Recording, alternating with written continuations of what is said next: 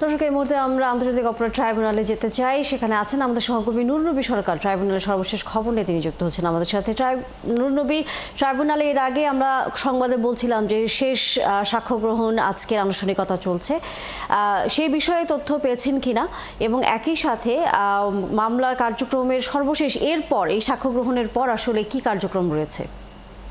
মামলার ৫৪তম সাক্ষী এই মামলার তদন্ত কর্মকর্তা শেখ হাসিনার বিরুদ্ধে যে মামলাটি মানবতা বিরোধী অপরাধের মোহাম্মদ আলমগীর তদন্ত কর্মকর্তা, তিনি ১৩৪ পৃষ্ঠার যে অভিযোগপত্র দিয়েছেন এবং তিনি যে আলামতগুলো জব্দ করেছেন, অডিও, ভিডিও এবং অন্যান্য, সেগুলো আদালতে উপস্থাপন করছেন এবং তিনি সাক্ষ্য দিয়ে জানাচ্ছেন যে শেখ হাসিনা সাবেক স্বরাষ্ট্রমন্ত্রী আসাদুজ্জামান খান কামাল এবং সাবেক আইজিপি আবদুল্লাহ মামুনের বিরুদ্ধে যে প্রমাণাদি পেয়েছেন, যে অভিযোগটি গঠন করেছেন সেটি কেন, কোন প্রেক্ষিতে এবং তাদের কোন ধারায় বিচার হওয়া উচিত এবং সর্বোচ্চ শাস্তি, সেই বিষয়গুলো তিনি আদালতকে অবহিত করছেন। এবং এই সাক্ষীর সাক্ষ্য গ্রহণ শেষ হতে একটু সময় লাগতে পারে, আজকে নাও শেষ হতে পারে, এরপরে আবার জেরার বিষয়টি রয়েছে।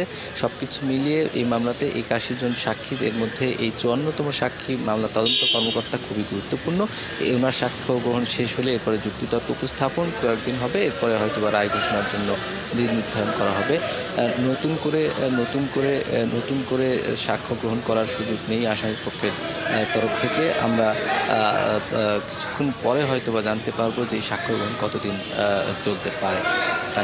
ধন্যবাদ নূর নবী সরকার আমাদের সাথে যুক্ত হয়ে ট্রাইব্যুনালের সর্বশেষ খবর জানানোর জন্য। ফিরবো পরবর্তীতে আবারও। দর্শক, সহকর্মী নূর নবী সরকার এতক্ষণ ছিলেন আমাদের সাথে আন্তর্জাতিক অপরাধ ট্রাইব্যুনালের সর্বশেষ খবর নিয়ে।